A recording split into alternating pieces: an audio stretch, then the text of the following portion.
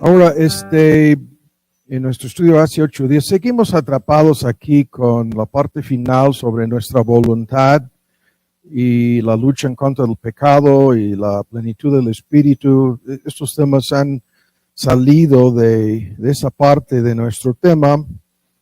Y vimos hace 8 días un solo punto, el hecho de que como creyentes no podemos decir que no podemos hacer la voluntad de Dios. Lo vimos en el texto en Corintios 10:13, en donde el argumento es contundente, en donde muchos piensan que no pueden hacer una lista de cosas y concluimos que esto no es así.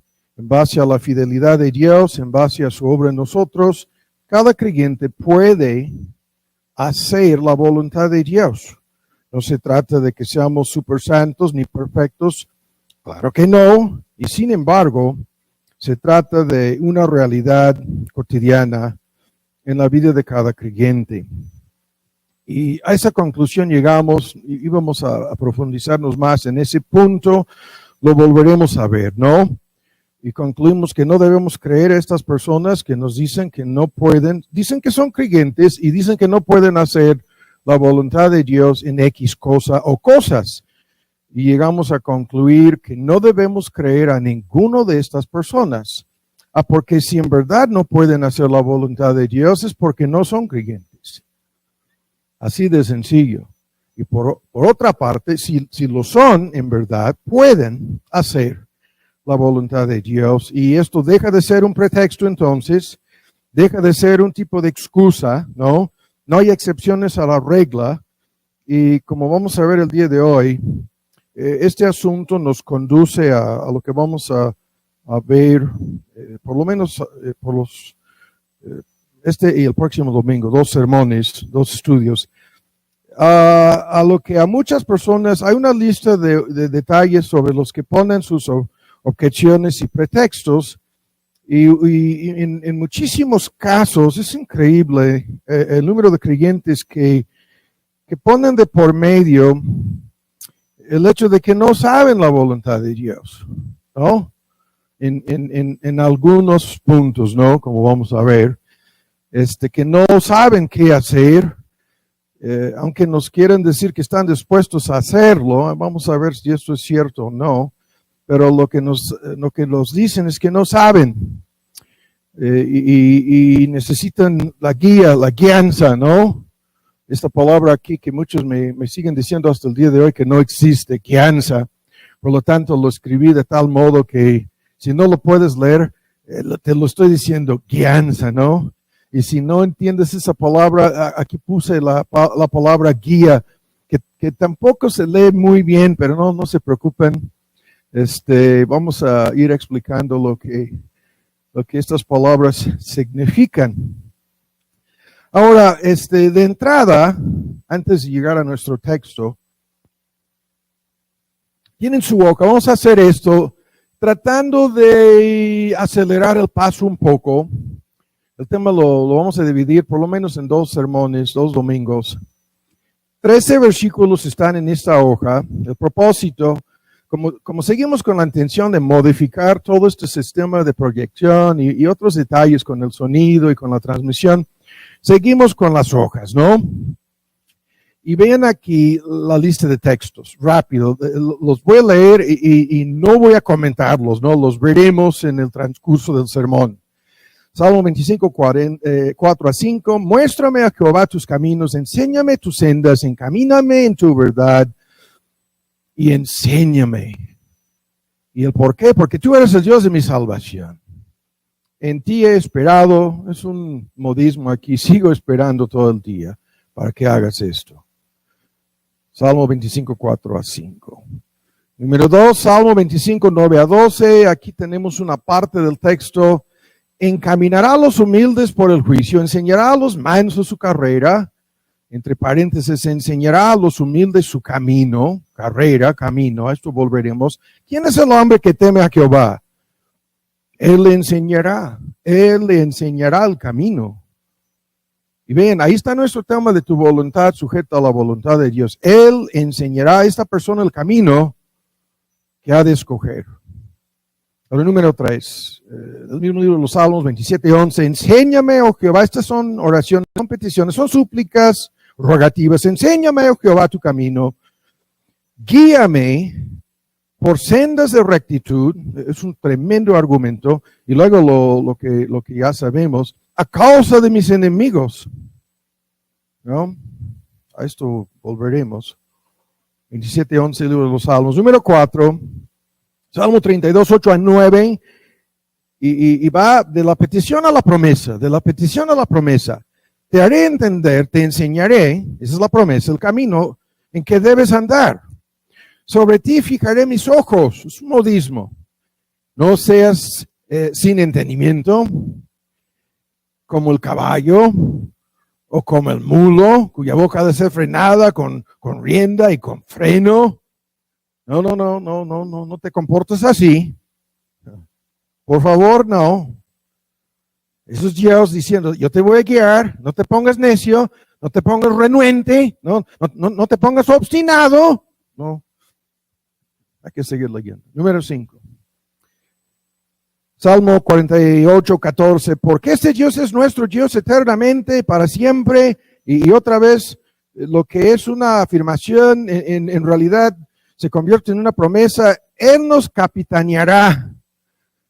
Y este tema es tremendo. Es tan solo la versión antigua que estaba checando que lo pone en estos términos del capitán de un barco, ¿no? El piloto, el conductor, ¿no? El que tiene ya sea el volante o el timón en sus manos y tú estás a bordo. Estaba viendo entre semana una ilustración de esto, el señor ya viejito, comenzando con síntomas de lo que sabemos, de pérdida de memoria, no necesariamente demencia. Se subió al coche con su hijo y ya salieron de la casa rumbo y el papá le trata de agarrar a su hijo por el brazo. No sé a dónde vamos, dice. No sé a dónde vamos a ir. Y su hijo le mira y dice, cálmate, papá. Y le dijo, no, a tal lugar, tú sabes a dónde vamos. Entonces se tranquiliza por un momento y luego a la vuelta de la esquina, otra vez el papá en su vejez, ¿no? Pero yo no sé cómo llegar, yo no sé el camino, yo no sé cómo vamos a llegar a ese lugar. Y otra vez su hijo, cálmate, despreocúpate, yo sé el camino, yo tengo el volante en mis manos, ¿no? Yo sé cómo llegar, papá, déjame a mí. Esto es el tema aquí. Ese es el capitán de la nave, ¿no? Ese es el que tiene el volante, el timón en sus manos, como el texto lo dice, 48:14. Número 6, la advertencia de Santiago. Y ahora los que decís hoy, mañana iremos a tal ciudad, estaremos ahí un año, compraremos, y la lista, mercadería, ganaremos, van a hacer un gran negocio, cuentan con todo un año y no saben lo que será mañana. Y es vuestra vida. Ciertamente es un vapor que se aparece con la neblina en la mañana por un muy breve lapso de tiempo. Es un milisegundo a la luz de la eternidad o la historia humana y luego se desvanece. En lugar del cual deberías de decir, si el Señor quiere, si el Señor, la versión antigua, quisiere y viviéramos, tan solo así haremos esto, aquello, tal o cual cosa. Tan solo así. Santiago 4, 13-15. El número 7, si alguien quiere hacer su voluntad, el ministerio público de Cristo, uno de los textos más fundamentales, ¿no? Sobre cómo veremos nuestro tema. Si alguien quiere hacer su voluntad, aquí conocerá no tan solo de su voluntad, sino de la doctrina. Yo voy a decir de la guía, de la dirección divina, si es a de veras de Dios o no. O si yo estoy hablando por mi propia cuenta, la persona verá. 7:17 del Evangelio según Juan. Número 8, confía en Jehová con todo tu corazón.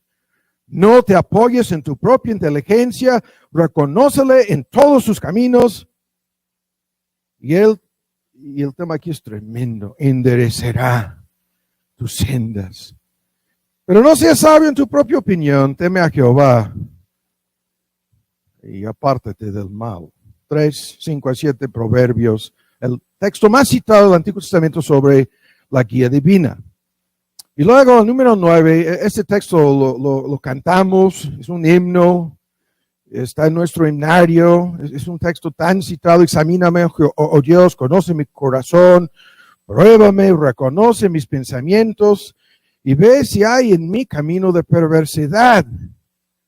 Y esto es el prefacio para pedir la guía, la guianza, y guíame en el camino eterno. Salmo 139, 23 a 24. Ahora, número 10, toda escritura es inspirada y útil y la lista, enseñar, reprender, corregir, instruir en justicias, la pedagogía, la palabra instituir en la versión antigua, a fin de que, aquí no es tan solo el ministro, es cada creyente, cada hija, cada hijo de Dios, cada creyente está en la mira del texto, sea conducido a la madurez.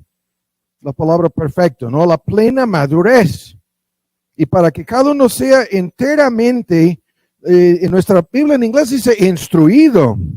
Esta versión es la actualizada, capacitado, porque se combinan las ideas aquí del griego para toda buena obra. La palabra de Dios es la guía. Número 11, Efesios 5, 15, 18. Mirad pues, esto es la antigua, ¿cómo hemos de andar? Que andéis avisadamente, no como necios, no como insensatos, más como sabios, y haciendo el mejor uso del tiempo, redimiendo el tiempo. Tremendo el argumento, la persona del mercado que tan solo tiene cierta cantidad de dinero y quiere que le rinda más o que compre la mayor cantidad de productos con ese dinero. Eso es el uso correcto del tiempo, porque los días son malos.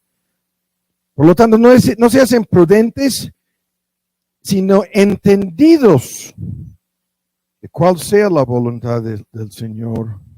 Efesios 5, 15 a 18. Número 12, que la palabra de Cristo habite abundantemente en nosotros, enseñándonos, amonestándonos los unos a los otros con toda sabiduría, con salmos, himnos, canciones espirituales.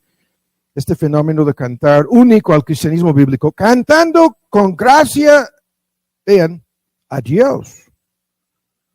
Algunos dicen al oído de Dios, en nuestros corazones. Esta palabra que ha de abundar, no enseñándonos, guiándonos, es todo un paquete aquí, con sabiduría, con amonestación. Y por último, número 13 de Hebreos 5, 14 el texto, el alimento sólido es para los maduros, los que han llegado a cierto nivel de desarrollo, de madurez espiritual. ¿Por qué? Porque por medio de la práctica tienen y se traduce mejor sus facultades, sus sentidos, se puede entender como espirituales, entrenados, ejercitados, acostumbrados a esto. ¿A qué?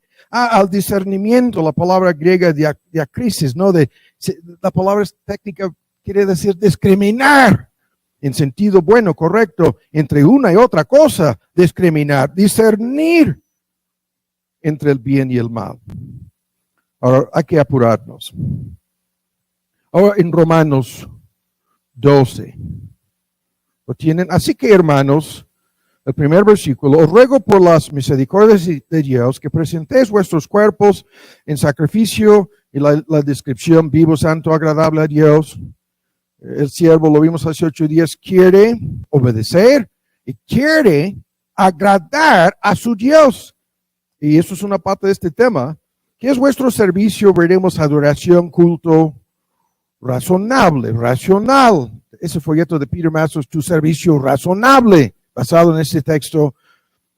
Y el versículo 2, y no os conforméis a este mundo, mas sed transformados, es la metamorfosis, la palabra griega, la transformación completa de una cosa a otra cosa, ser reformados, transformados por la renovación de vuestra manera de entender, vuestro entendimiento, es nuestra manera de ver, entender y pensar incluso, con la meta de experimentar. El texto aquí es uno de los más debatidos. Llevo años leyendo comentarios sobre las implicaciones de esta fórmula.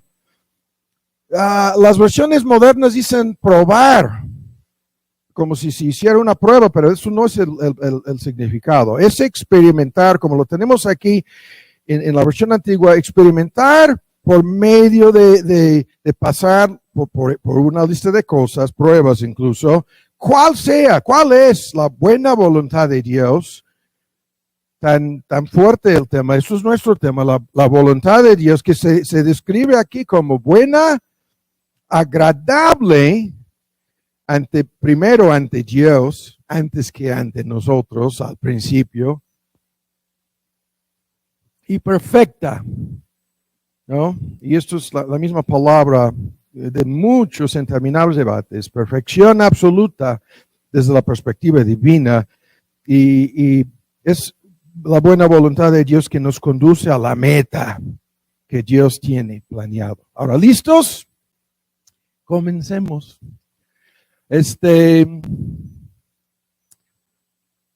Con esto, es un tema que conocemos aquí. Estos textos dicen que Dios tiene un plan para nuestras vidas. Esto es el argumento continuo a lo largo de la Biblia. El más mal citado versículo de la Biblia, hablando del Antiguo Testamento, Jeremías 29, yo sé muy bien los planes que tengo para vosotros. Así lo afirma el Señor, Jehová, Elohim, el Dios del pacto, el Dios de Israel. El texto viene en el contexto de su salida de cautiverio en Babilonia. Planes para bienestar, pensamientos de paz, no de mal,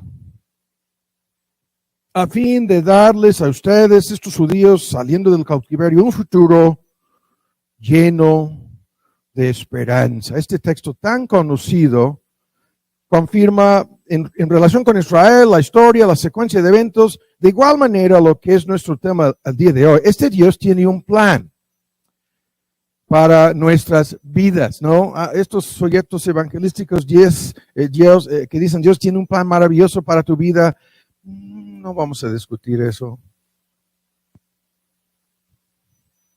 Pero Dios tiene un plan para nuestras vidas, como veremos nuevamente el día de hoy, y como acabamos de ver en la lectura de estos textos. Segundo, este plan, ustedes se acuerdan de este bosquejo, no puede ser manipulado. Y la larga lista de biografías bíblicas que son de tanta ayuda para cada creyente demuestran lo que acabo de decir.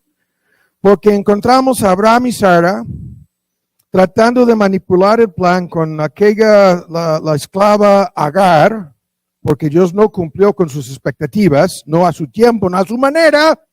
Entonces trataron de manipular el plan. Y la lista, encontramos a Jacobo peleando con su hermano Esaú. En un momento dado pudiera haber llegado hasta la muerte el pleito por el mismo asunto de la primogenitura y la herencia y los planes y propósitos de Dios. No podemos detenernos con estos ejemplos, pero son de mucha ayuda. Son ejemplos de personas que creían que podrían manipular el plan de Dios. Lo mismo con Moisés matando anticipadamente a aquel egipcio, ¿no? Asesinando al egipcio y le costó 40 años en el desierto como consecuencia de ese pecado, cuando él pensaba que él estaba ayudando a Dios, manipulando el plan y acelerándolo incluso. 40 años en el desierto. Y la lista, ni es necesario repasarla. El rey Saúl cazando al joven David como si fuera un animal de presa. Los hermanos de José, lo vamos a matar, lo vamos a vender, lo vamos a esclavizar, lo vamos a desaparecer. Así. Los ejemplos, no es necesario hablar más. Tercero, este plan no se revela anticipadamente, No es posible saber, tú no puedes adivinar, ni averiguar, ni descubrir de antemano. Esto es la brujería, esto es el mundo esotérico, esto es la lectura de la carta, pongan ustedes la lista. Esto es lo que todo el mundo en converso pretende hacer al meterse en el horoscopio. Am I saying that right here? El horóscopo, estoy cansado por el cansancio del viernes en la noche con los ventiladores. El horóscopo y otras cosas en donde a cambio de dinero pretenden averiguar, adivinar, descubrir lo que va a pasar. No, menos en el contexto cristiano. Dios nos guía paso a paso. El próximo paso es todo lo que nos permite ver. Y después el siguiente, la ilustración de que este texto, lámpara a mis pies es tu palabra, es una lamparita en donde ni es como lo que tú traes en tu celular. No daba más, es como una vela, no daba más que ¿dónde voy a pisar? En la oscuridad de la noche, el próximo paso a tomar. ¿No? A esto volveremos. ¿Y cuántas personas creen que saben el plan?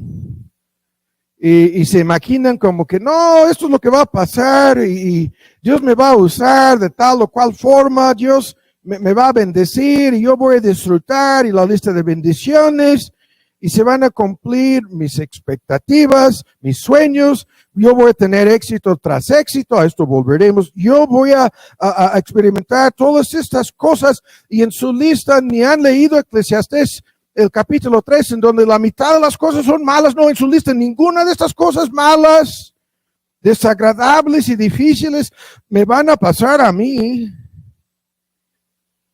Estas personas que piensan que saben anticipadamente, que han descubierto, ¿no? Por favor. Y en cuarto lugar, hay que terminar esto, es la introducción. Este plan de Dios incluye muchas sorpresas. Sorpresas es la palabra. Sorpresas buenas y malas. Cosas que no esperábamos, cosas que pensábamos que no sucederían. Cosas que tan solo Dios las pudiera haber planeado. Es increíble ver, hay tantos ejemplos de personas que se quedan atrapadas en un tipo de desastre. Y la palabra atrapada, ¿no? Y si esto sucede en el contexto de un creyente, Dios lo tenía planeado. Su plan no es igual a nuestro plan, es diferente. Y este plan de Dios, y esto es el tema que no vamos a discutir a fondo el día de hoy, pero hay que decirlo, en algunos aspectos es infalible. Ese plan no puede fallar. Y de los textos que hablan de esto, todos los textos que hablan de la soberanía de Dios y su juramento de cumplir sus propósitos, mis planes se van a realizar, mis propósitos se van a cumplir, Isaías 46 y cantidad de textos, y yo soy el que declaro desde el principio hasta el fin todo lo que va a pasar y estos planes se van a cumplir. Y si esto es así con la historia del mundo, el tema de los decretos de Dios, ¿cuánto más con tu vida?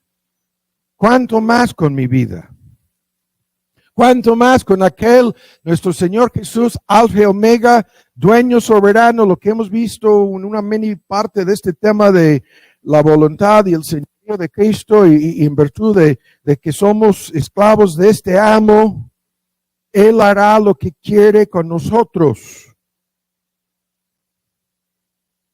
Y no le debemos juzgar anticipadamente, ni en base a las circunstancias, buenas o malas, en que nos encontramos, menos en base a circunstancias temporales o momentáneas. No. Lo que el texto dice es, tenemos que colocarnos en sus manos y como veremos terminando, pidiéndole, sea hecha tu voluntad. ¿No? Y la larga lista de personas que trataron de manipular este plan, luego, el último comentario aquí es, al no seguir cuidadosamente el plan de Dios, y las personas, tú tienes que explicarme, hermano, el hilo entre la soberanía de Dios y la responsabilidad humana. Yo no tengo que explicarte nada, las dos cosas son la enseñanza bíblica. Y eres responsable de seguir muy de cerca, muy cuidadosamente el plan de Dios. Esto es tu responsabilidad humana como creyente, ¿no? Y todos los ejemplos, Lot en Sodoma termina perdiendo sus posesiones, su casa, su fortuna, sus inversiones, su herencia, su familia, su esposa en particular, y luego se echan a perder hasta sus hijas, ni hablar de los, no, y todo su tiempo. De tal modo que si no fuera por un comentario en el Nuevo Testamento, pensaríamos que Lot era un inconverso, por lo que sufrió, por lo que perdió. Y la lista de ejemplos en la Biblia de esto, y tú me sigues preguntando, pero ¿cómo puede ser esto de que se va a cumplir el plan de Dios, que no puede fallar? Y estas personas que se metieron en gravísimos problemas al no seguir de cerca este plan. La lista es interminable. En el Nuevo Testamento, los creyentes en la iglesia en Corinto que sufrieron la famosísima muerte prematura, ¿no? Y Ananías y Zafira, que pensaban que podían ocultar algo y engañar a los apóstoles de nuestro Señor, y Pedro les mira y dice, ustedes están mintiendo a Dios mismo, y cayeron muertos, ¿no? Así, no voy a darle seguimiento a este argumento. Esto es la introducción. Ahora, llegando a nuestro tema, este texto nos habla de una buena voluntad de Dios agradable y perfecta, dando por sentado todo lo que acabamos de decir. Dios tiene un plan y propósito para cada uno de sus hijos, cada uno de sus hijas. Este plan es soberano y será hasta cierto punto realizado en nuestras vidas. Y de entrada hay que decir esto. No estamos hablando de los no creyentes. Entonces, es una lucha cada domingo. Muchas personas, yo repito a propósito, algunos piensan, no, hermano, se le olvidó que nos ha dicho tal o cual cosa tantas veces. No, las tengo que volver a decir por las personas que vienen, personas nuevas, personas que nos escuchan, por todo lo que sucede. Es increíble con las redes y el alcance de cualquier mensaje, y tengo que incluir aquí a fuerzas este punto. Los inconversos no están en este tema. Hay que verlo, ¿no? Los incrédulos no cuentan con la guía divina. No están incluidos en la guianza divina. No. Los incrédulos están en el camino ancho que lleva a la perdición eterna. En ese camino están. Y a esa perdición llegarán. Cada cual se apartó por su camino, dice Dios, en cuanto a los incrédulos. Sí. Y por lo tanto, ellos hablan de la suerte. Y ellos acuden a la brujería, al mundo esotérico, a la adivinación o lo que sea, ¿no? Buscando esto. Los incrédulos prefieren dirigir y controlar y planear sus vidas conforme a su voluntad, conforme a sus deseos. Los inconversos, los no creyentes, son los que creen que pueden vivir a su modo, a su manera, a su estilo, en conformidad con sus gustos y pecados y caprichos. Y que eso es todo lo que van a hacer con sus vidas. Nada más. Son aquellos que creen que son dueños de sí mismos. que creen que esta vida no tiene propósito alguno más allá de lo momentáneo, lo pasajero, lo temporal y lo material. Son los que están a la merced de la suerte. A la merced, o sea, ¿qué es esto? Es un decir. Creen que están en las manos de la casualidad y al azar. En eso crean.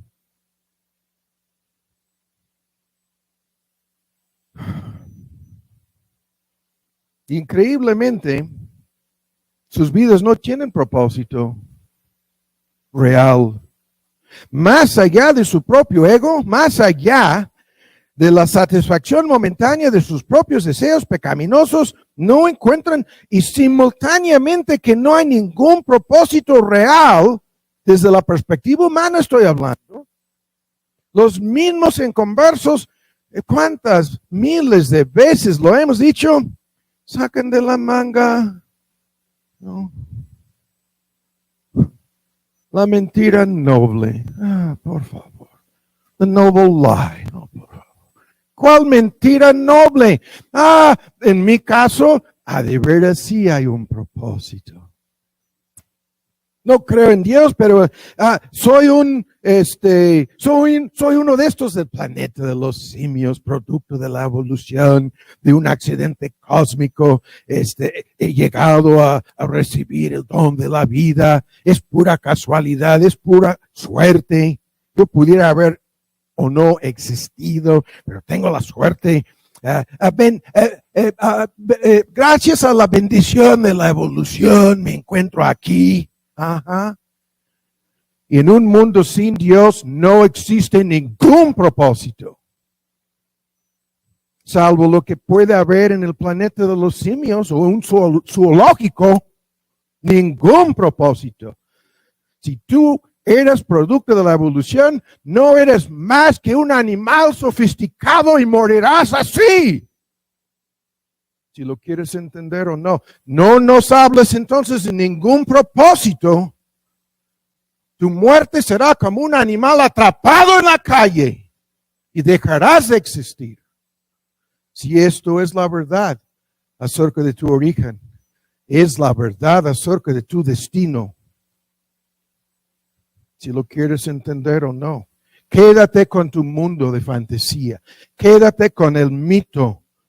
No, de que hay algún sentido, algún significado, algún propósito. No, si tú eres producto de la evolución, no importa si seas igual a un Hitler o un super santo en su estancia, tu estancia aquí en la tierra, morirás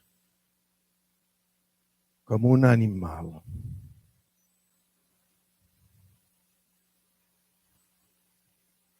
Entonces los no creyentes no están en esto.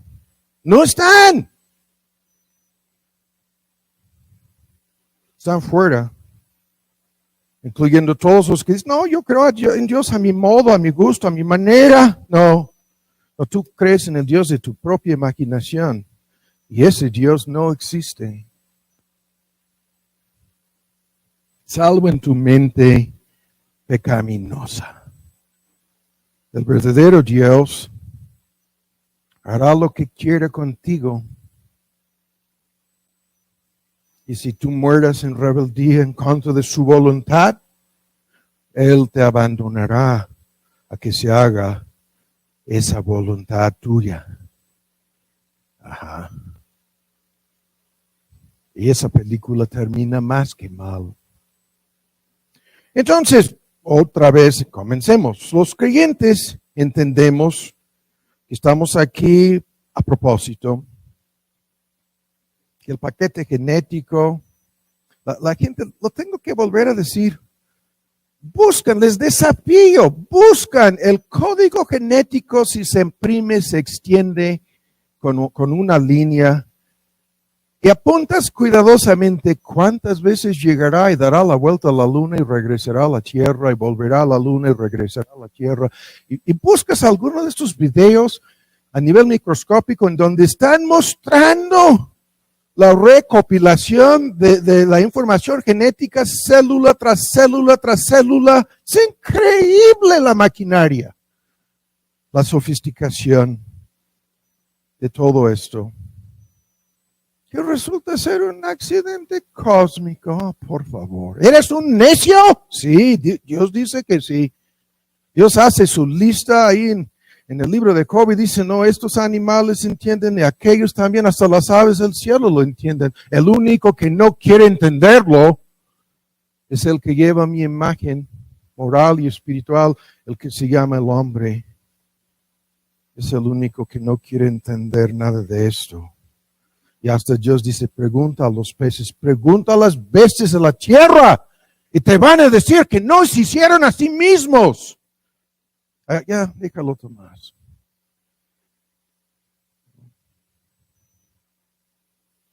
Intelectualmente es la peor deshonestidad, autoengaño posible decir que todo esto sucedió por sí solo. Déjalo, Tomás. Los creyentes entendemos lo contrario, que hay propósitos por los cuales Dios nos ha colocado aquí, que estos propósitos han de ser realizados a lo largo de nuestra peregrinación por este mundo, que estamos aquí para servir, desde un principio conocer, y luego servir, y amar, y glorificar a este Dios.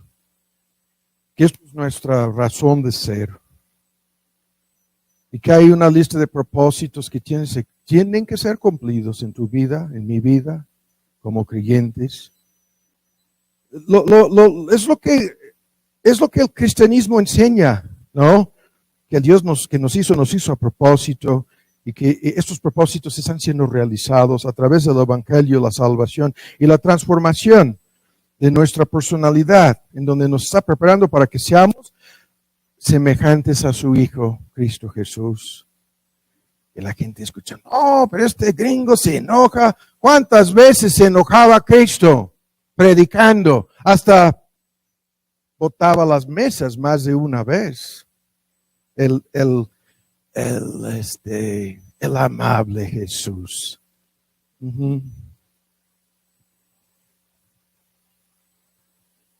Dios está airado todos los días con los inconversos y tardará toda la eternidad mostrando esa ira en su contra. Ahora, este texto nos habla de lo que vamos a discutir el día de hoy, factores involucrados, elementos esenciales para que experimentemos esta buena voluntad de Dios, la guía divina, agradable, buena y perfecta. Y lo que estoy diciendo aquí de entrada, esto es un privilegio extraordinario.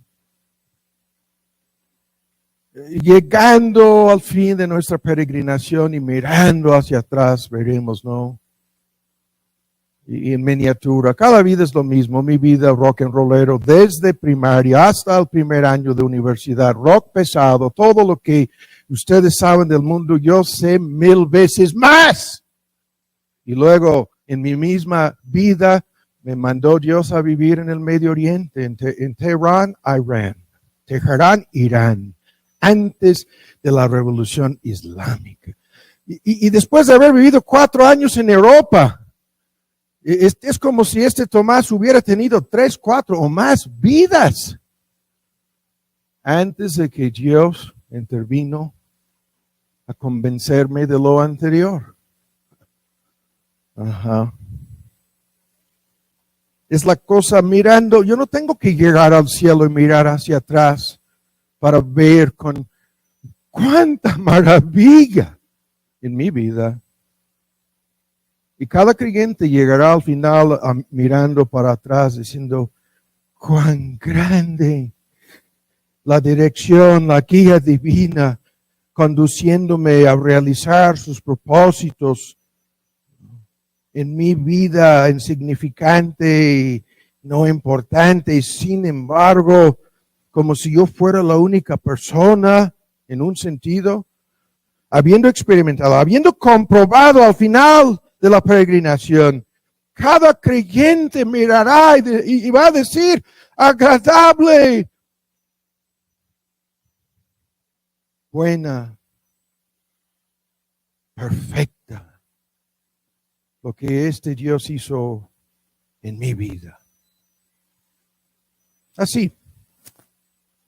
Ahora, los textos que vimos en la lectura al principio hablan de nuestro tema. Continuamente hablan de este tema. Y la vida cristiana en estos textos es lo que yo estoy comentando, es como si fuera una carrera, una peregrinación, un viaje a través del desierto de este mundo. Estamos caminando hacia el cielo, hacia la eternidad, hacia algo que el ojo humano, el corazón humano, los pensamientos humanos, todo lo que Dios tiene preparado para nosotros es más allá de lo que se puede concebir. Y estamos caminando hacia esa meta, ese fin. Y Dios nos está guiando por una ruta fija, por un camino específico a cada uno de nosotros. Y nuestra tarea es de no tan solo saber de esto, sino de seguir la guía, seguir la ruta, no salir del camino. Entre tantas opciones, lo vemos en el principio, ¿qué tan complejo es esto? La mente, las emociones controlan la voluntad. Peor cuando hay 3 opciones, 5 opciones, ¿cuál marca, cuál producto, cuál precio, a plazos, contado? No, estoy hablando de helados, no estoy hablando de otra cosa aquí. Sabores de helado. ¿Cuán difícil es tomar una decisión así? Cuando hay tantas opciones, tantas decisiones pequeñas y grandes a lo largo de la peregrinación. Pero algunas de estas decisiones son trascendentales. Algunas de estas decisiones son más que significantes. El salmista lo entiende perfectamente bien. Y lo que pide aquí, enséñame. El número 3 en la lista. Guíame. ¿No? Yo estoy frente a una bola de enemigos. Yo entiendo que hay un camino por el cual he de pasar y yo no quiero equivocarme. Y los enemigos aquí son muchísimos. No los vamos a discutir el día de hoy, pero comienzan con uno mismo. No, la autonegación, lo que vimos 2 domingos, no tan pesado la bomba, niégate a ti mismo, tomar la cruz, sígame. Porque tú eres el primer enemigo a vencer en esto. Nosotros, si no seguimos muy de cerca esto, somos el primer enemigo. Mis enemigos, dice, comenzando con uno mismo. Ni hablar del diablo, ni hablar del inframundo del diablo. Y otros enemigos. Guíame, enséñame. No quiero equivocarme. La rogativa, no la súplica de la boca del salmista una y otra vez, ¿no? Y esta guía tiene que ver con, lo vuelvo a decir, a esto llegaremos, pero tu vocación, tu carrera, tus estudios, las decisiones trascendentales de la vida, el matrimonio, la familia, los hijos. Es una tremenda lista de cosas, encapsulándolo todo, ¿no? En cuestiones espirituales. La decisión, acabamos de decir, cantar, he decidido seguir a Cristo, ¿no? Pero ¿cómo tomaste seguir a Cristo? Es más que una decisión, pero es una decisión. ¿Y qué significa seguir a Cristo? Significa esto. Y estas decisiones trascendentales, ¿no? Que tomamos como creyentes, que afectan nuestro servicio, transformación, santificación, testimonio, etcétera, etcétera. Estas decisiones son importantísimas. Y el que se compromete a guiarnos, como lo ilustrábamos al principio, como capitán del barco, ¿no? En el número 5, Salmo 48, el texto, como el capitán que nos va a conducir, estamos a bordo, y nos va a conducir de un lugar a otro. Él sabe en dónde vamos a dar vuelta. Él sabe cuál es la ruta.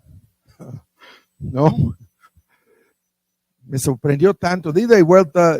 Yo pensaba que pasaríamos por encima del huracán. Dieron la vuelta. Pasaron por Veracruz y dieron toda la vuelta y subimos por Campeche, de ida y vuelta, ¿no? Y no voy a decir más. Así funciona esto. Él nos guía a lo largo del camino hasta llegar al fin, ¿no? Al final hay un punto al cual tenemos que llegar. Estos textos son promesas, como lo estábamos diciendo. Es una tras otra. Yo te voy a enseñar, ¿no? Encaminará a los humildes, ¿no? Te haré entender. Ese entendimiento lo veremos en un momento, ¿sí? Te enseñaré esa enseñanza, ¿sí? ¿Sobre qué? Sobre el camino en que tú debes andar. Y luego a mitad de todos esos versículos, esta terrible advertencia de Santiago 4, de estos cuates que hacen sus planes, toman sus decisiones, se comprometan a ir, a vender, a pasar un año, y evidentemente en el contexto, y ahora es una forma fea para regañar en el griego, ustedes que dicen hoy y mañana, y cuentan con todo un año, y ganaremos tanto, y la bomba atómica, ¿no? Ustedes no saben si van a vivir el día de mañana. Su vida se puede desvanecer como cuando sale el sol en la mañana, la neblina se desvanece. Es de la palabra griega aquí. Tan rápido se puede acabar todo esto. El asunto no está en sus manos. El asunto no está bajo su control. El asunto no es simplemente haz lo que quieras con tu voluntad. Y entre paréntesis, hay cantidad de libros que andan circulando en el mundo evangélico de hoy, desde los 70. Es increíble. Uno tras otro que dice, Dios no tiene un plan fijo para la vida de ningún creyente. Ese es el prefacio del libro. Esos libros son muy buenos para prenderle fuego a la chimenea, como decía Spurgeon. Esos libros sí sirven para algo, son buenísimos para calentarte si tienes frío, pero no sirven para otra cosa. Algunos de esos bestsellers, es increíble el argumento de principio a fin, despreocúpate por cometer cualquier error, esto no es posible, porque Dios es soberano, dicen. Ajá. Entonces, ¿por qué estaba rogándole a Dios? Pidiéndole ayúdame a no equivocarme el salmista. ¿Por qué están estas biografías llenas de ejemplos? ¿Por qué? Si esto es como ellos nos lo dicen, como lo pintan. Y he vivido suficiente tiempo. Mi conversión fue en el año 1975. Y he visto tantos ejemplos de lo que estoy diciendo, de personas creyentes haciendo sus planes en base a sus deseos, en base a lo que les parecía conveniente, actuando como si fueran inconversos, comportándose como si Dios no existiera. Ajá. Y luego agregando, ¿no?, esta fórmula, primero Dios, ajá. Si Dios quiere, ajá. Como si les importara. Eso es exactamente la respuesta divina. Deberían de decir, si el Señor quisiere y viviéramos.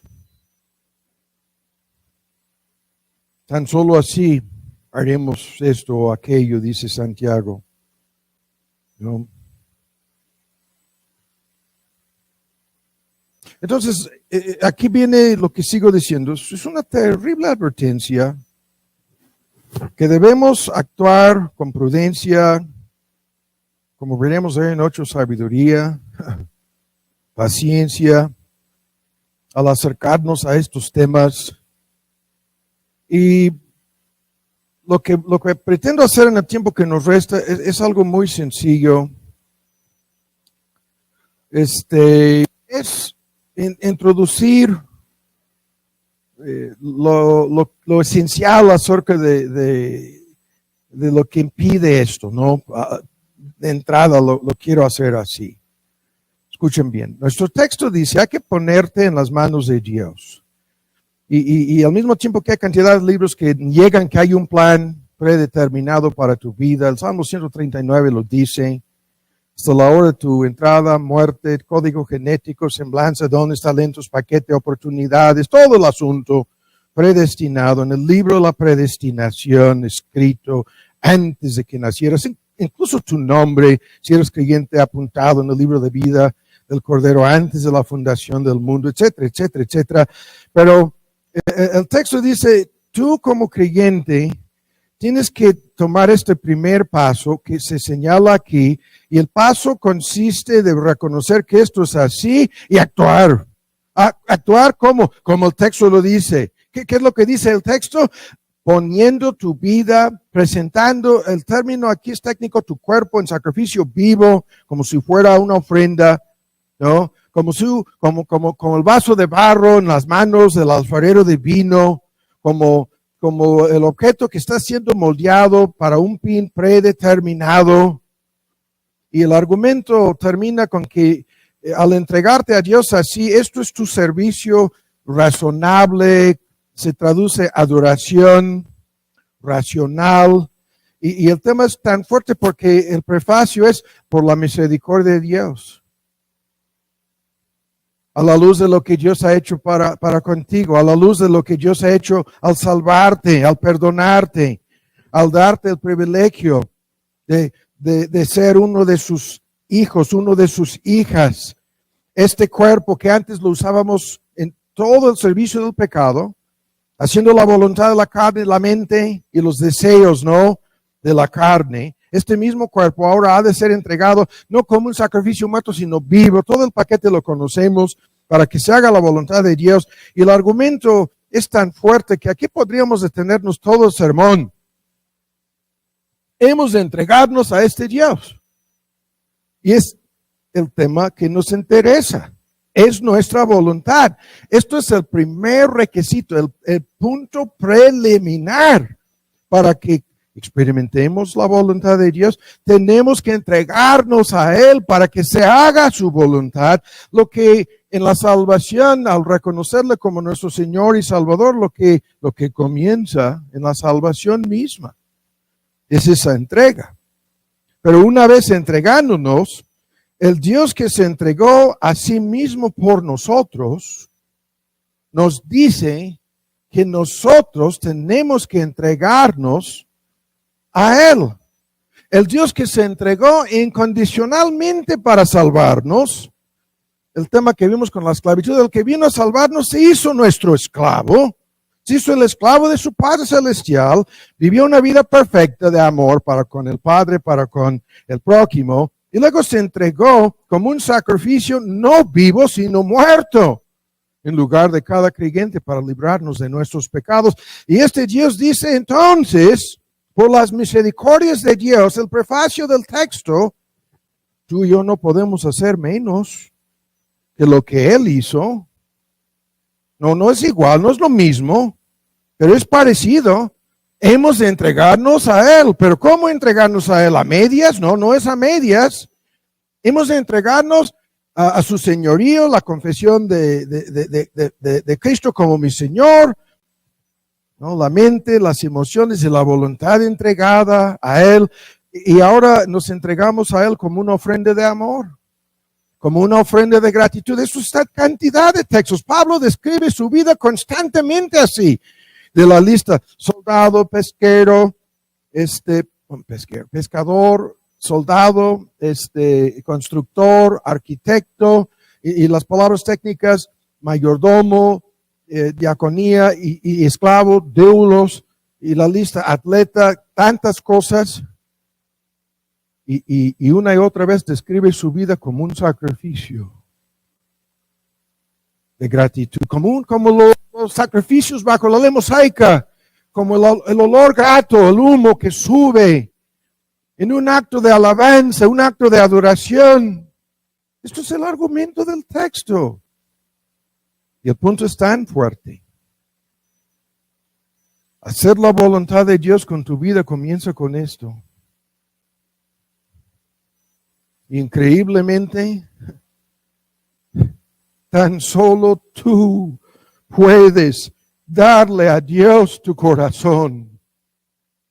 Tan solo tú, creyente, puedes entregarle. Estamos de acuerdo con Juan Calvino en su eclesiología y otras tonterías de la sociedad sacralista. Se hizo famoso Juan Calvino. Si nunca lo han visto, con las dos manos como si se hubiera arrancado su corazón. No es lo que vemos en la Iglesia Católica. No, es esto. Entregándole a Dios su corazón en virtud de este texto.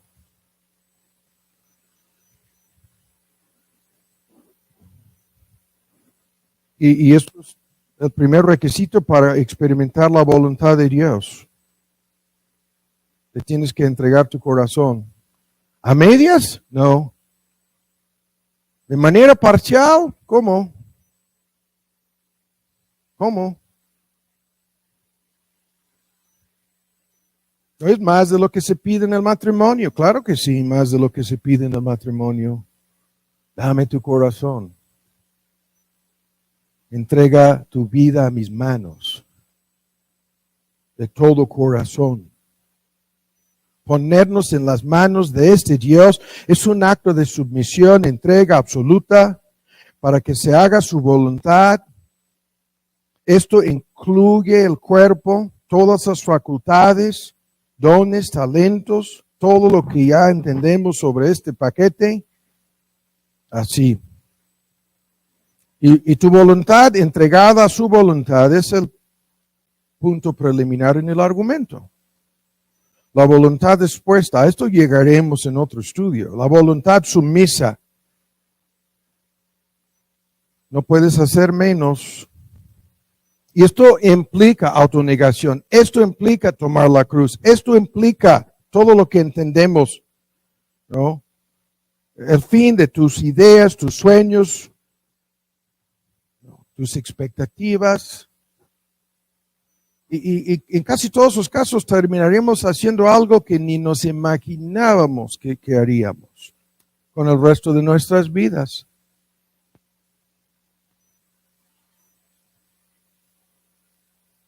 Entonces, esto comienza en la conversión a Cristo y continúa, obviamente. Este es el argumento del texto. Y Dios sabe a ciencia cierta si tenemos esta voluntad dispuesta o no. Lo volveremos a ver antes de concluir. Es tan fácil decirlo. Y es otra cosa hacer lo que este texto dice. No es de una vez por todas, no es cotidianamente. Es el sígame, es el señorío de Cristo, es la soberanía de Dios en tu vida. Sí, día tras día, hora tras hora, momento tras momento. Y ni vamos a discutir la contraparte, ¿no? De todo esto del mundo. Esto es implícito en el asunto. Pero el argumento es tan fuerte, ¿no? Que llega, ven, si tiene su lista de textos, ven en el número 8 lo que dice aquí. Y no confía, no te apoyes en tu propio entendimiento de esto, en tu propia inteligencia, ¿no? Entonces, bien, hasta este grado, ¿no? Te entregas, acabando con tus ideas preconcebidas, y hay que reconocerlo, en todos tus caminos. ¿Qué es esto? No lo vamos a discutir tanto el día de hoy. Hay que obedecer en lo que ya sabes que has de hacer. Y si no estás obedeciendo, si no estás con tu voluntad sumisa en cosas las cuales ya sabes que has de hacer, ¿no? No cuentes con esto de que Él te va a encaminar, Él va a enderezar. La ilustración es de un camino sinuoso en donde hay vueltas y se desaparece, no puedes ver hasta dónde vas. Y Él va a enderezar ese camino, aclarar las cosas, ¿no? No lo va a hacer a menos que tú pongas a un lado todo lo que habría sido la confianza en tus planes o en tus propósitos, en tu sabiduría o en tus buenas intenciones. No te apoyes en nada de esto. No seas sabio en tu opinión. Es una dependencia total de Él. Lo que está involucrado en esta sumisión. Ahora, punto número 1. Punto número 2. O sea, punto número 1, someterte. Punto número 2, y son 3 el día de hoy. Ponte a examinar, ¿no?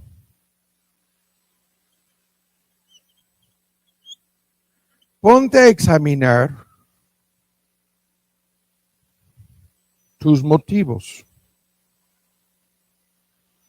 ¿Qué es esto?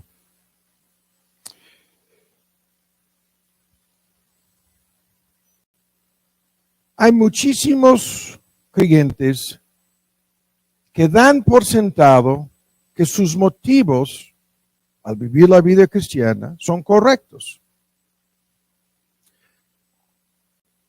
Y si se fueran a examinar cuidadosamente, ¿no?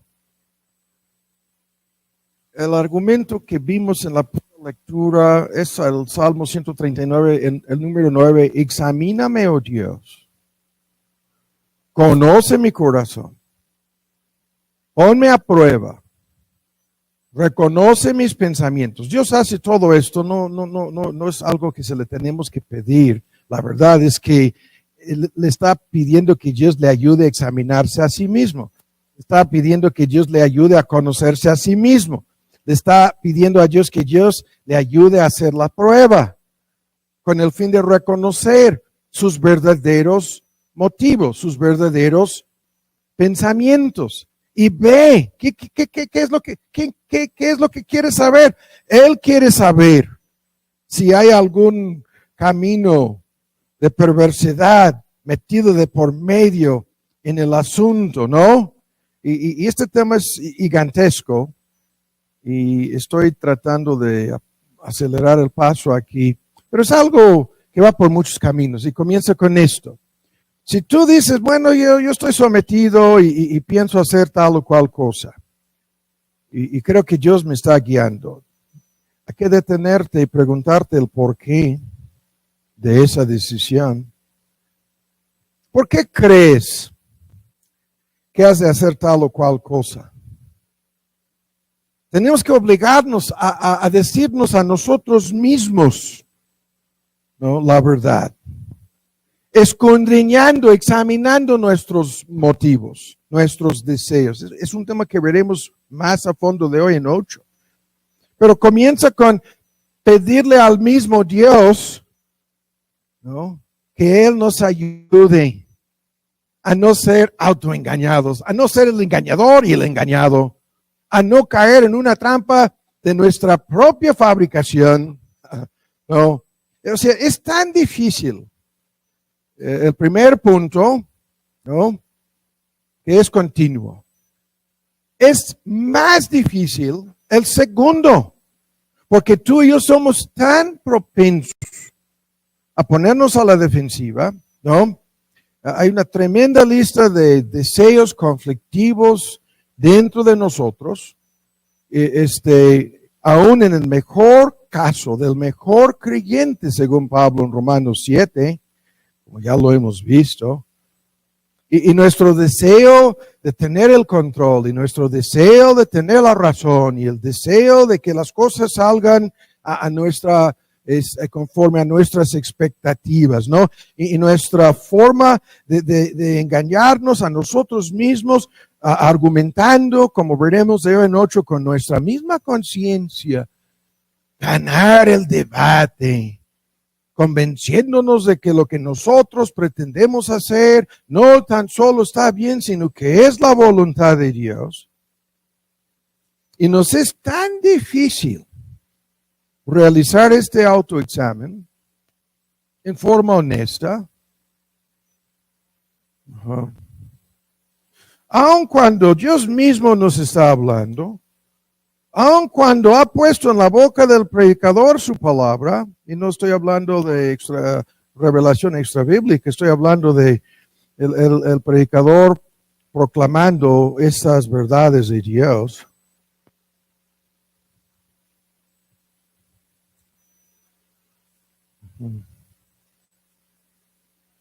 Que si esto no lo hacemos,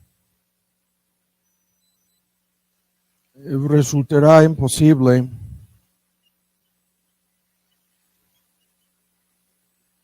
¿no? Cumplir con esto.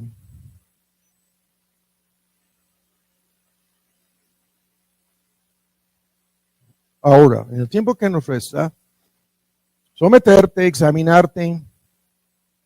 Y el último punto, el día de hoy, hay que enfrentarte con estos obstáculos que vamos a señalar aquí, que ya están sobre la mesa en un sentido, pero vamos a ver. Hay que tomar en cuenta que en este proceso de someternos a Dios, examinarnos a nosotros mismos, surgen cantidad de obstáculos. Y estos los vamos a introducir para concluir el sermón el día de hoy y nos vamos, ¿no?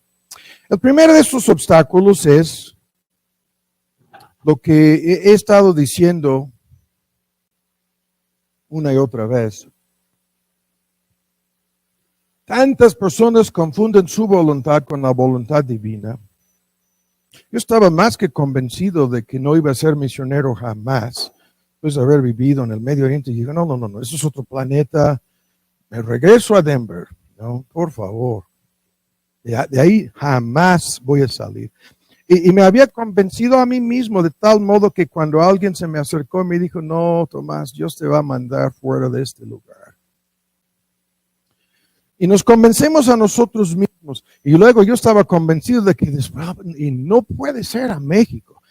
Estamos tan convencidos de que nuestra voluntad es la voluntad de Dios.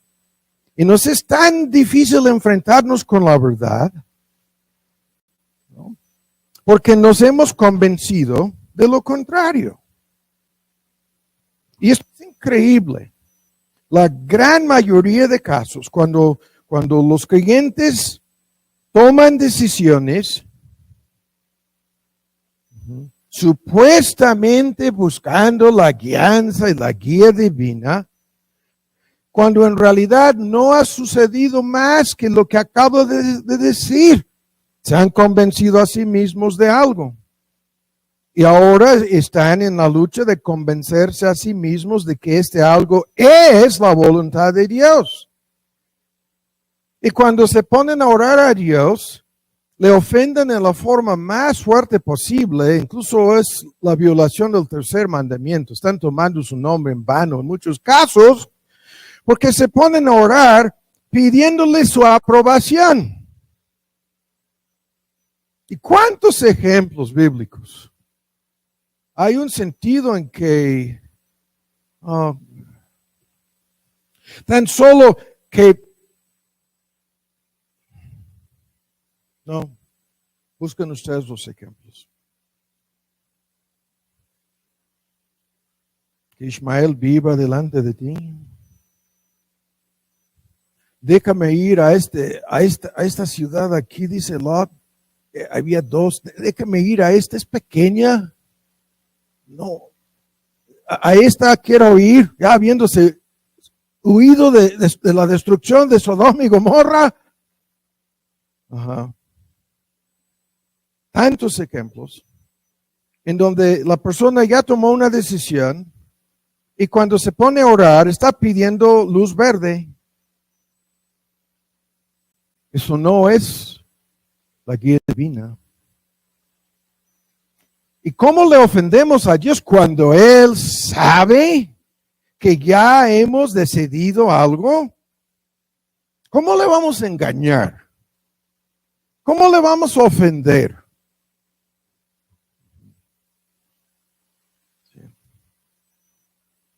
O peor, cuando vamos al pastor, algunos de ustedes saben lo que voy a decir.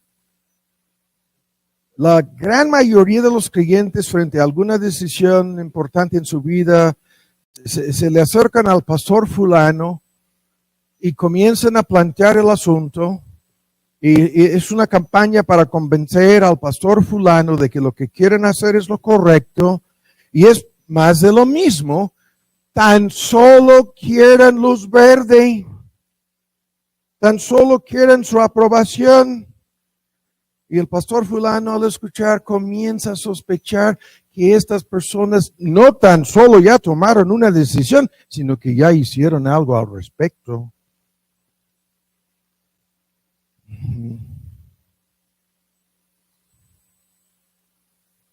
Y cuando esto sucede, los pastores se enojan.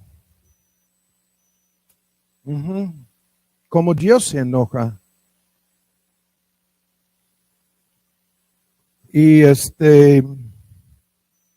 no voy a decir más. Estoy tentado a decir mucho aquí.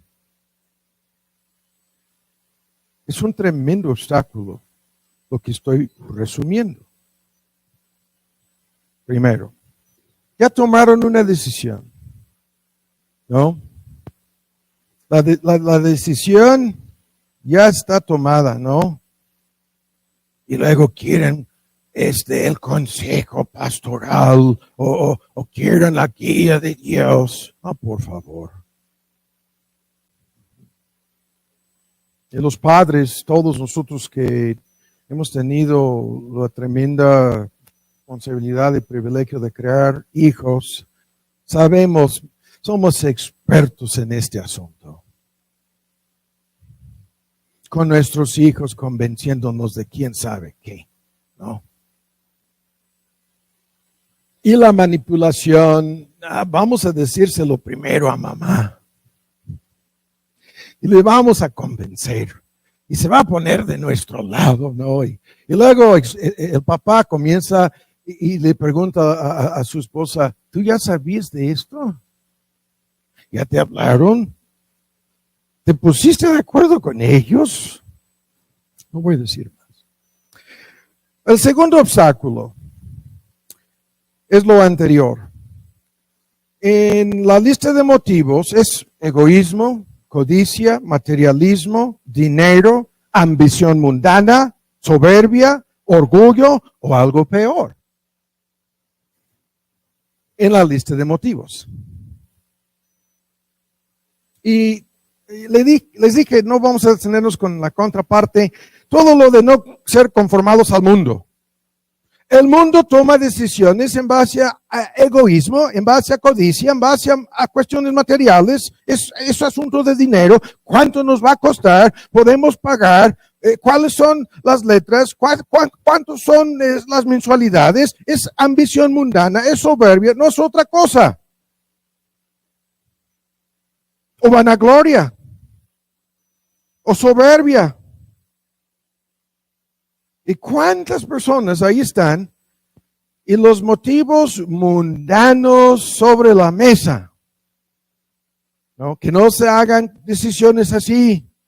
Que no sean conformados, moldeados. Es una palabra técnica en donde van con la corriente y actúan como la gente mundana actúa y tratan de justificarse. Y se necesita tanta honestidad, tanta sinceridad, tanto autoexamen. Hay una regla, ¿no? No es mía. I think this is Peter Masters. Ningún creyente jamás debería tomar una decisión basada tan solo en algún beneficio material o temporal en cuestiones económicas. No. Es uno de los pastores más atacados, más odiados en el Reino Unido, Peter Masters. En la mayoría de las iglesias evangélicas no quieren saber nada de él. Ese es uno de sus temas, ¿no?, favoritos. Decisiones tomadas en base a algún beneficio personal, material, económico, temporal. Ah, caramba, ¿qué tipo de regla tiene ese pastor?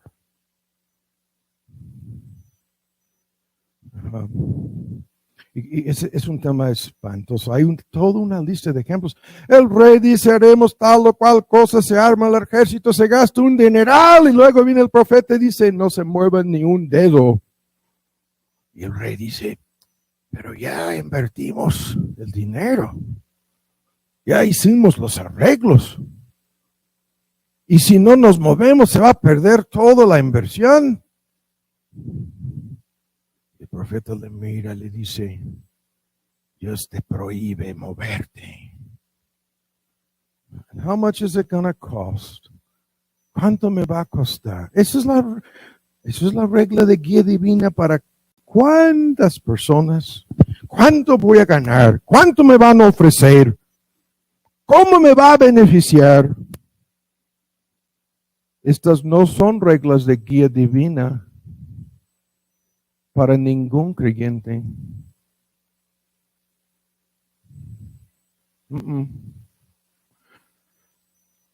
No. Son la guianza mundana. El texto prohíbe. De igual manera, como aquí hay que apurarnos, de igual manera como otras personas en su lista de cosas mundanas, esta lista es interminable, es lo más fácil y conveniente. Aquí no me va a costar menos, aquí no va a haber ningún precio que pagar realmente, aquí no habrá ni oposición. Y las personas corriendo por todos lados tratando de escaparse de responsabilidades y consecuencias en su propia vida, buscando lo más fácil, lo que les convenga. Esto nos conviene, tiene que ser la voluntad de Dios. Ajá. Y entre paréntesis, no puedo decir más aquí. Los 20 años de la presencia gringa en Afganistán, que tienen motivos que ustedes no tienen la menor idea, y la mayor parte son malísimos motivos, no tienen ni tenían nada que ver con el terrorismo de entrada, ¿no?, que nos quitan de YouTube por hablar así. Escuchan, sirvieron un propósito secreto y oculto de parte de Dios. La ira del hombre te alabará. Y todas las demás iras las vas a reprimir. Porque en estos 20 años es increíble. Iglesias, en su mayor parte de sana doctrina. El evangelio de prosperidad no se vende en Afganistán. No se vende. No es you can't sell it. Por favor. No son iglesias que, si algunos de ustedes leyeron algunos de los correos, que llegaron al punto, un grupo de pastores fueron a entregar sus nombres, la ubicación del templo al gobierno hace meses, que si no me equivoco fue el año pasado lo hicieron, creyendo que nos van a matar y vamos a entregar nuestras vidas. No sabían que serían las fuerzas, no tan solo gringos británicos, franceses y de otros países de la OTAN están ahí tropas, no sabiendo que se iban a ir, pensando, no, esto lo tenemos que hacer de una vez porque a la mera hora vendrán por nosotros de todas maneras. Pero ¿cuál es mi punto aquí? Un conflicto increíble surgió con eso, entre ellos mismos, con creyentes argumentando, pero pastores, esto no nos conviene, esto no es aconsejable, esto no, ¿cómo nos va a beneficiar? Y los pastores daban por sentado, a las generaciones subsecuentes les va a ayudar. Eso es lo que pensaban, es lo que calculaban ellos.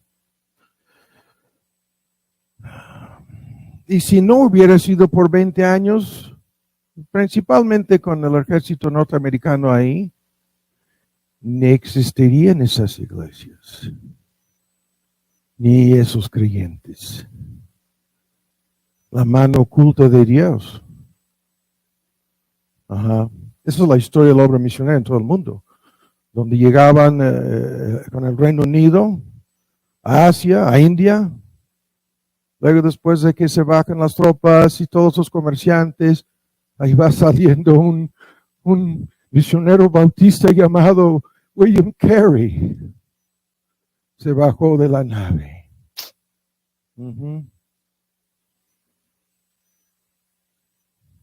Y las ilustraciones son las mismas. Llegaron las tropas, llegaron los misioneros a Afganistán. Sin decir más, no estoy a favor ni en contra de todas las cuestiones geopolíticas en el asunto. Es un tema que ustedes no tienen la menor idea de lo que va a traer al mundo esto. Veremos. Pero Dios lo usó. Y la ilustración aquí es, lo que estoy ilustrando es, ¿qué significa pagar un precio para que se haga la voluntad de Dios? ¿Qué significa enfrentarse con oposición? Anticipando, dando por sentado lo que el enemigo hará si Dios le da licencia. Y la mayoría de las personas, su criterio para tomar decisiones es lo contrario. Y yo no estoy hablando de cosas que hemos leído en sitios de internet. Un amigo mío, su hija, pasó 12 años de su vida en Afganistán y perdió amigas que murieron en manos de estos talibanes. Y sus papás rogándola, 3 veces lograron sacarla y 3 veces regresó. Y los papás, y mi único consejo, un amigo mío de toda la vida, yo le decía, y él me contestaba, nos despedíamos de ella cada vez, como si fuera la última vez, que la volveríamos a ver viva. Pagaron un precio. Gracias a Dios su hija no murió. Por poco. Pero hay que terminar. Los obstáculos son muchos. Y van por muchos caminos. Y uno de los obstáculos es, y esto es el cuarto obstáculo, o el tercer obstáculo, ya perdí el bosquejo aquí, es estos sueños y fantasías que se prohíban en esto de no ser conformados al mundo. Pero ¿cuántas personas se dejan dominar por sueños y fantasías? En ese mundo irreal viven, se pierden, ni siquiera se dan cuenta de que sus sueños y fantasías son lo que son, algo imaginario, y toman decisiones en base a eso. pierden la capacidad de razonar, pierden la capacidad de ver algo de manera objetiva, pierden la capacidad de ver los pros y contras, pierden la capacidad de tomar decisiones en base a la realidad. Y tienen sus sueños, y tienen sus esperanzas, y tienen sus expectativas. Y cuando esto lo vemos en un joven, perdido en su mundo imaginario, proyectándose a un futuro, ¿no? Se imagina como casándose con tal o cual persona, o desempeñando tal o cual puesto con su vocación, o poseyendo tales y cuales bendiciones materiales. Y la lista, ¿no? El sueño americano, viviremos en tal lugar, y fantasías, sueños.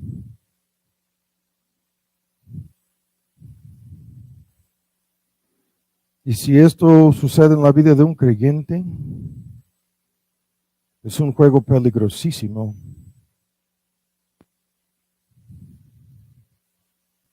Todas las decisiones tomadas en base a fantasías y sueños imaginarias, cosas que no son reales, sueños, no voy a decir,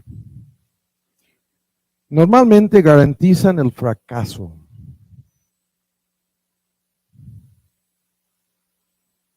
El fracaso, que puede convertirse en una catástrofe, ¿no? Una catástrofe. ¿Y cuántas personas, aquí seguimos con cosas mundanas, ¿no? Se pierden así, echan a perder sus planes mundanos, ¿no? Así. Y acelerando aquí el paso, ahora ven esto. Muchas personas tratan de adelantarse en el tiempo con la toma de decisiones.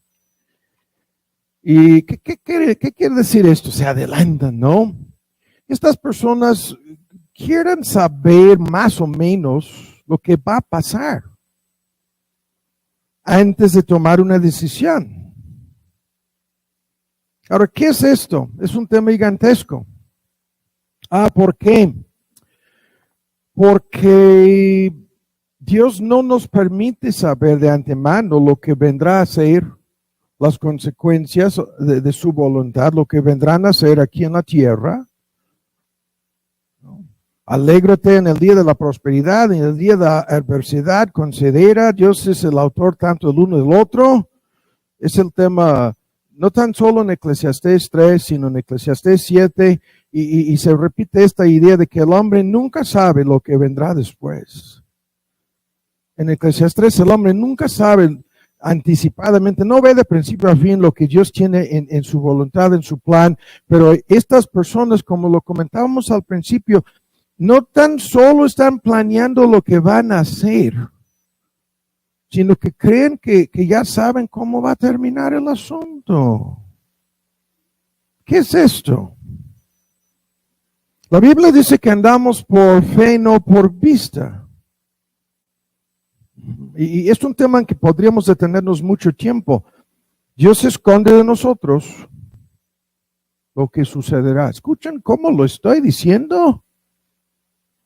Dios no nos permite saber de antemano toda una lista de cosas que vendrán como una parte de su voluntad.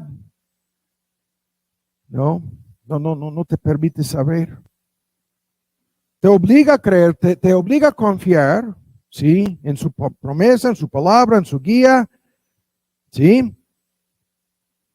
Y aquí ven, este tema es muy amplio y muy complicado. Estoy analizando aquí de paso un punto crucial. Es mejor no saber. Porque en la voluntad de Dios no están estas fantasías, son realidades duras. Hay cosas pesadas, hay cosas difíciles que van a suceder, hay cosas que son desagradables, habrá luchas, habrá pruebas, y Dios el único ejemplo, esto es discutible, Pablo, a Ananías le tienes que decir algunas de estas cosas. Recién convertido le tienes que dar a entender lo que le está esperando. Pero a nosotros no. Porque no podemos enfrentarnos con estas cosas. Y la gente, no, si yo pudiera saber, podría prepararme. No, Dios te va preparando. Dios sabe lo que va a suceder. Y el punto aquí, estamos detenidos con estos obstáculos en donde andamos por fe y no por vista. Toda la Biblia, siendo llamado por Dios, Abraham salió sin saber a dónde iba. Tantos ejemplos en las biografías bíblicas. Y en este punto, las personas que piensan que ellos saben,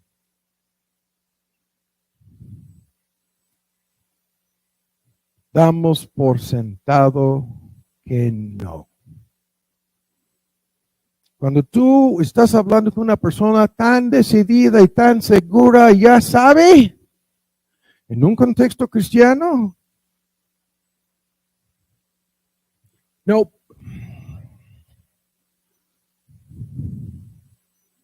No. A menos que sea uno de estos que no anda por fe, sino por vista. No tan solo no sabe, Dios no le va a permitir saber. Es paso a paso la guía divina.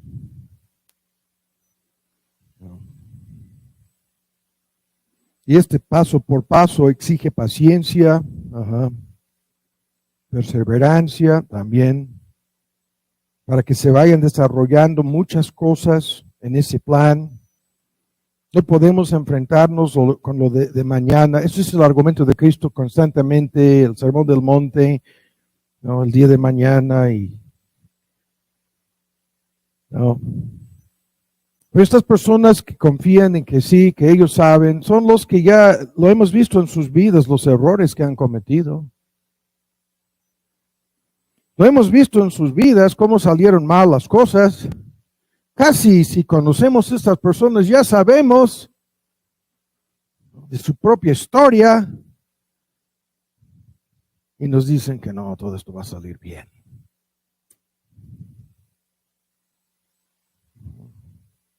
Y peor, hay muchas cosas aquí, estoy apurándome para concluir.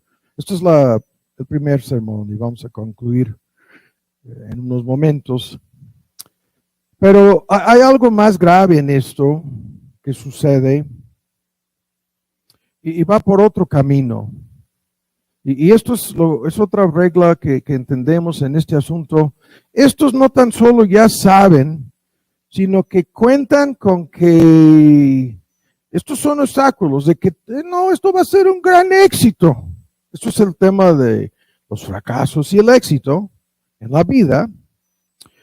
Y en este punto de que habrá mucho éxito en esto, lo que no quieren entender estas personas es una regla que nosotros la conocemos. La peor cosa que podría suceder a estas personas sería por un tiempo ese gran éxito. Sería la peor cosa posible. Y así funciona el anzuelo del diablo. Ese es un tema espantoso. Pero el punto lo conocemos.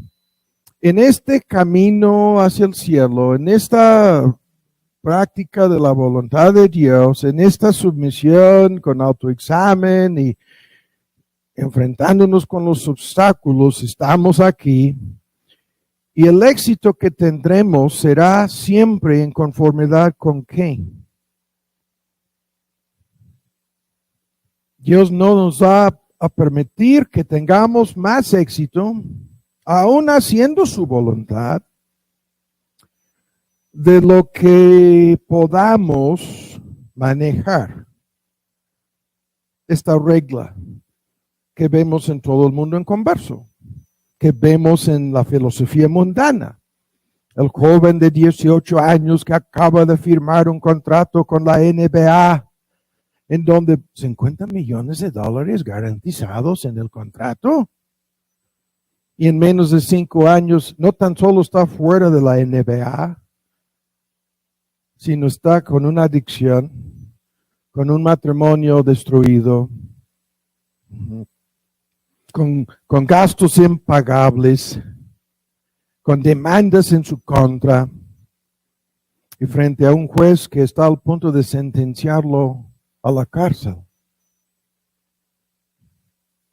Porque llegó a tener un gran éxito, el cual destruyó su vida.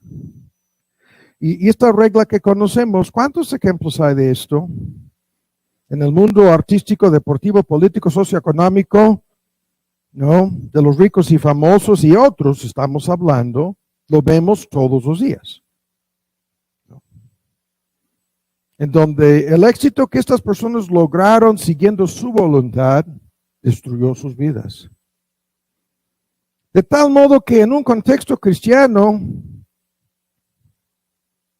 no debes de contar con que al seguir la voluntad de Dios, yo andaré de uno tras otro momento de éxito y superación y estos grupos de la prosperidad, que esto es su mensaje cada domingo, cada culto, cada libro, cada podcast, de un nivel de éxito en tu carrera, en tu matrimonio, en tu salud, a otro nivel y otro nivel y no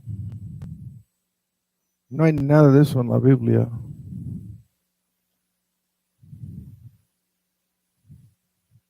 Esto es el mundo.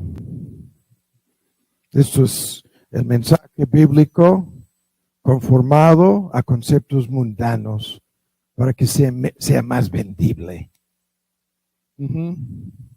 Nada más. No es otra cosa. Es un engaño. Es una trampa, ¿no? Ahora, para concluir el día de hoy, les pido perdón, se enredó un poco porque se me fue el tiempo. Ahora, terminamos con esto. El próximo punto para enfrentarnos con este asunto de la voluntad de Dios, una voluntad sumisa, el autoexamen, la realidad de todos estos y más obstáculos, algunos que veremos de hoy en ocho. El último punto es, ahora ven esto, lo que hemos hecho en parte el día de hoy, el uso correcto de la palabra de Dios para determinar la guía divina. Y de inmediato, yo estaba tentado a empezar el sermón con esto, cambié mi opinión. El punto aquí es tan importante. Resulta que el 90% de esta guianza divina, de lo que Dios quiere que tú y yo hagamos con nuestras vidas, se encuentra aquí. Ya está escrito en este libro. El 90%. Las reglas, los principios, las normas, los mandamientos, los ejemplos, las advertencias, las prohibiciones, las ilustraciones, están aquí, en este libro. Y la renovación de tu forma de entender esto y pensar acerca de esto es este libro mostrándote tu error. Este libro diciéndote que tú no tienes la razón. Este libro convenciéndote de que este asunto de cuáles son mis motivos, tan solo el libro me los puede mostrar. Tan solo el libro me puede escondriñar. Tan solo el libro puede obligarme a ver los obstáculos que pudieran impedirme y superarlos. Tan solo el libro. Porque aquí se describe la persona que Dios quiere que tú y yo seamos. Aquí se describe esto. Y aquí este Dios te compara no con ningún otro ser humano, sino tan solo con su Hijo, tan solo con Cristo. Te compara a Dios. Ese es el Dios que dice que te predestinó para que fueses conformado, hecho semejante a Él al final del proceso. Esta meta es la meta real en todo esto. No es ninguna, no, eso es otra cosa. Sí. Y es tan solo unas cuestiones de lo que llamamos el 10%, ¿no? ¿Con quién me voy a casar? Hay reglas, principios. Increíblemente que muchos creyentes actúan como si estos no existieran. Y hay tal cosa, ¿no? Como Dios, el mismo que te puso en esta tierra, predestinó a aquella persona con quien tú debes de casarte y viceversa. ¿De veras? ¿Sería así? Creo que sí. Y tú tienes que pasar por un proceso en cuanto a tus hijos, tu vocación, tus dones, talentos, toda la lista de cosas, ¿no? En donde tomarás decisiones, pero en su mayor parte basándote en esto. Lo que veremos hoy en noche es una tremenda lista de cosas, los consejos, los consejeros que has de escuchar, que saben más que tú. Y todo este asunto de más información, lo vamos a ver de hoy en noche. Se necesita más información en la toma de algunas de estas decisiones. Si es una decisión médica, se requiere toda la información posible. Y hacen uno tras otro estudios antes de tomar la próxima decisión. Y hay este asunto tan molesto de tu conciencia, como vamos a ver. Tu conciencia. No, tu conciencia no es una guía infalible. Y sin embargo, caramba, tomando decisiones en contra de lo que escuchas en la voz de tu conciencia. Y por último, aquí, estas circunstancias, ¿no?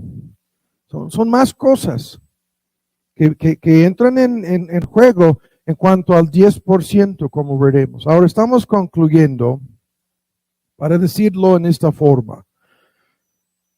El texto en el número 11, vamos a leerlo. Hay que andar avisadamente, no como necios, como sabios, redimiendo el tiempo, entendiendo que la voluntad de Dios. Efesios 5, 15, 18. ¿Qué es esto? Entendiendo la voluntad de Dios. Procurando entender la palabra de Dios. Lámpara a mis pies es tu palabra. Salmo 119, ¿no? ¿Qué es esto? ¿Esta guía divina es algo inteligente? Ni hemos perdido el tiempo. No es lo que tú sientes. Yo me siento guiado. Ajá. Me siento. Quédate con tus sentimientos. No son una guía. Quédate con tus emociones. No son una guía. No hay ningún texto que te dice que lo son. Todos los textos dicen, la guía divina es algo inteligente, que exige el estudio y la aplicación honesta de esta palabra a tu vida y la renovación de tu manera de pensar. Así funciona esto.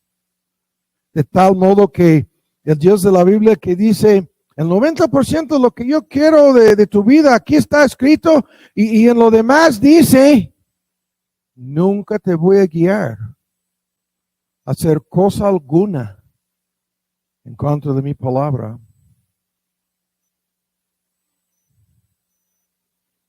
No, pero yo me siento.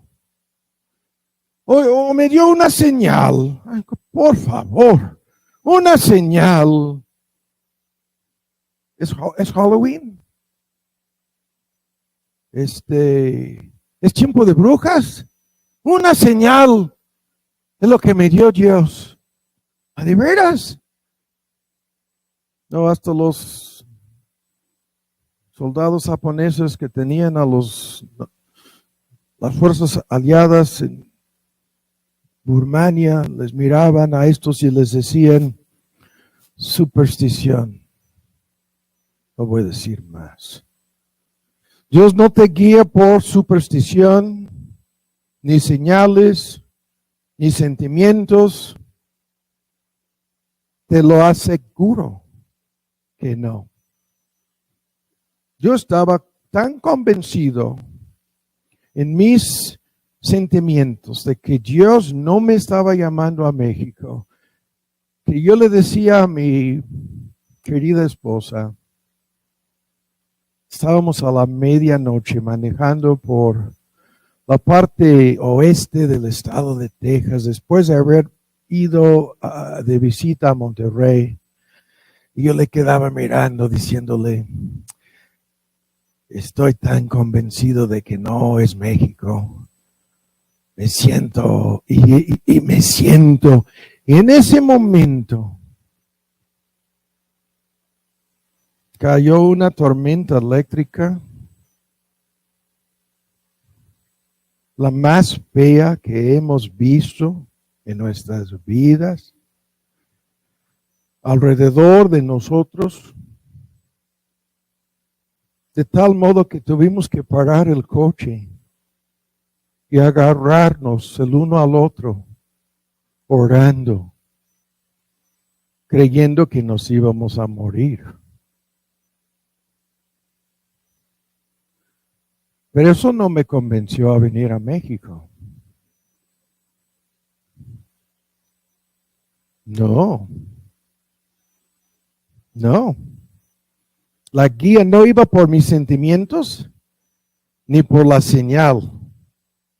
Ni la una, ni la otra cosa. Ahora, ya.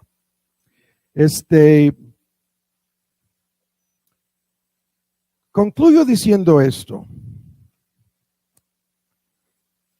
La fórmula más sencilla de todo lo que hemos escuchado aquí está en el Sermón del Monte, en el Padre Nuestro, en donde hemos de pedirle a Dios que sea hecha tu voluntad.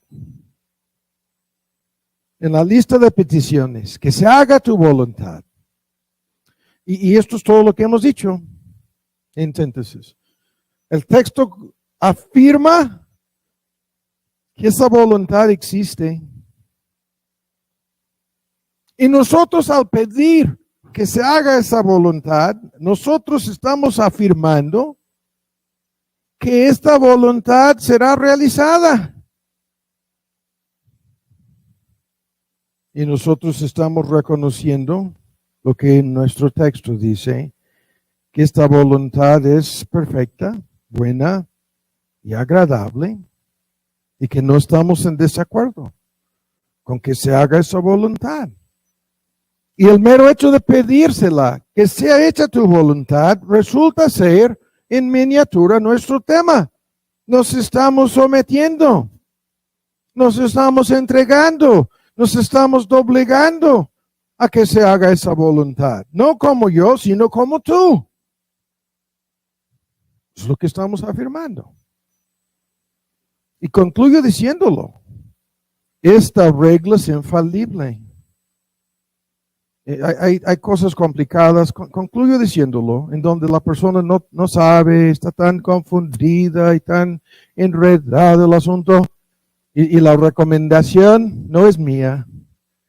Es ponte de rodillas a orar a este Dios, citando el modelo de oración, el Padre Nuestro, y el versículo específico que dice, sea hecha tu voluntad, ponte en las manos de ese Dios rogándole de todo corazón, diciéndole, hazme saber, ayúdame a entender, guíame en el camino eterno, y sea la que fuera esa voluntad tuya, por tu ayuda, por tu gracia, la voy a hacer. La voy a hacer. Y tan solo te estoy pidiendo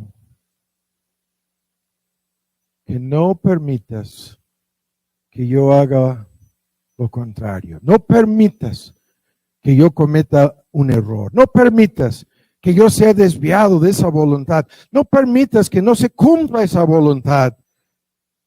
Porque al mismo tiempo que te estoy pidiendo tu guía, te estoy suplicando tu ayuda para hacerla. Esa regla es infalible. ¿No? Una vez que yo estaba convencido de que Dios me estaba guiando a México, esa fue mi petición. Y si no es México,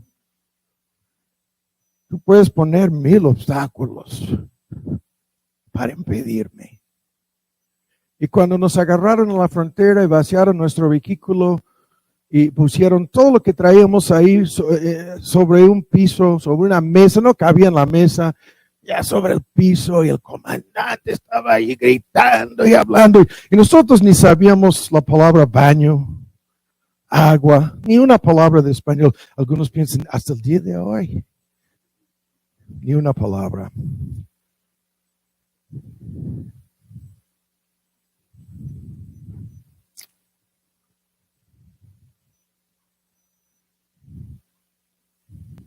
Y aquí estamos. Oremos. Padre, te damos muchas gracias por la paciencia de los oyentes, por el tema que hemos escuchado. Y como te pedíamos al principio, por cada creyente, nuestra súplica es que se haga tu voluntad en nuestras vidas. Esta voluntad buena y agradable. Esta voluntad perfecta en la vida de cada creyente presente. Por los que no te conocen, te pedimos que salgan de su mundo de fantasía,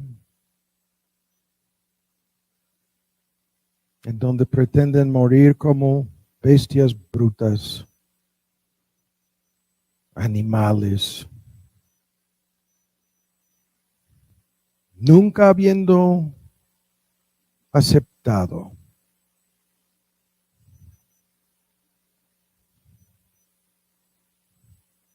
que tendrán que rendirte cuentas.